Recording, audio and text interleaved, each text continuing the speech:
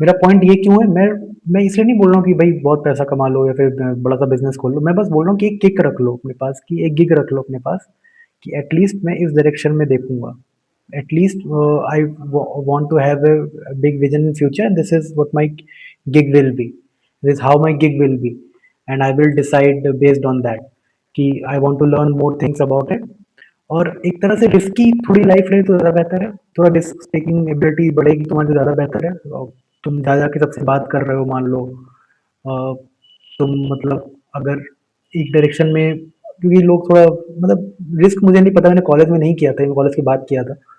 College के time क्या risk रहता है आई डोंट नो, बट कोशिश करना कि रिस्क बढ़े रहे, तुम थोड़ा कॉर्नर रहो, तुम थोड़ा वल्नरेबल हो,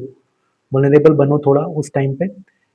भले ही लोग मजाक उड़ाएं but at least try to do that, कि भाई कोशिश करो कि कम से कम तुम मार्केट में अपनी प्रेजेंस प्रेजेंस बनाने की कोशिश करना, थोड़ी बहुत, सिर्फ कंटेंट से नहीं, ऑल्सो थ्रू योर वर्क। तो try to sell something, not to your friends, जो लोग ना कर पाए उनको ना बेचना, उनको बेचा जो मना कर सकते हैं तुमको, तभी तुमको प्रॉपर फीडबैक मिलेगा, वरना प्रॉपर फीडबैक कभी मिलेगा नहीं। तो प्रॉपर फीडबैक के लिए तो कोशिश करना कि try to sell something to people who can say no to you, and understand the fact कि तुम 500 लोगों 600 लोगों को तुम मेल करोगे जब, और तुम्हें एक का रिप्लाई आएगा, तो एक का रिप्लाई आएगा, उस पर तुम देखोगे अच्छा ये ऐसे ऐसे बात तो होती है, ऐसे ऐसे कॉन्वर्सेशन होती है ना, ऐसे ऐसे कोई प्रोडक्ट सेल करते हैं। तो इट्स जस्ट दैट कि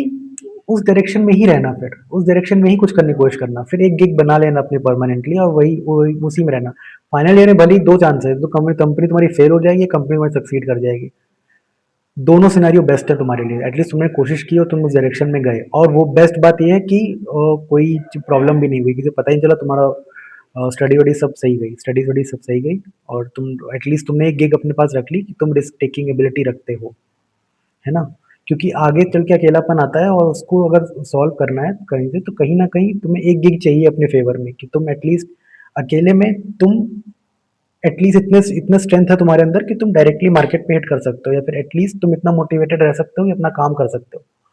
तो एक चीज़ प्रोडक्ट उससे जुड़ना जो जिससे तुम इमोशनली अटैच्ड हो, पहले पहले तो वो चुनना, और मार्केट में भी देखना भी क्या बिकता है, कॉम्पिटिटिव मार्केट में घुसना है, ये नहीं कि कुछ क्रिएटिव बनाने की कोशिश कर देना, कुछ क्रिएटिव मत बनाने की कोशिश करना। कोशिश करना कि जिस चीज़ में अभी कंपटीशन है उसी में घुसूँ, ताकि एटलीस्ट कुछ भी हो पैसा तो जनरेट हो ही, पैसा तो ऑलरेडी वहाँ आ ही रहा है। तो पॉइंट वही है मेरा।